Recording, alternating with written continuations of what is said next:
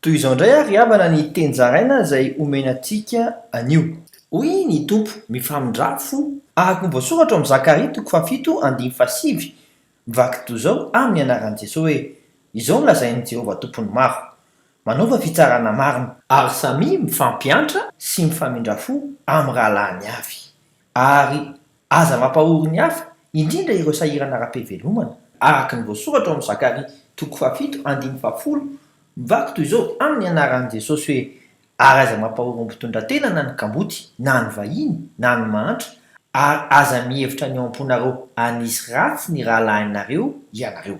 Vonoiny momba ny tenanao izay etỳ an-tany araka ny Kolosianina 3:5 mivaky toy izao amin'ny anaran'i Jesosy hoe koa vonoiny momba ny tenanareo izay etỳ an-tany dia ny fijagajagana, fahalotoana, fieretam-po, fanirian-dratsy ary fieremana dia fanompo-tsampy izany.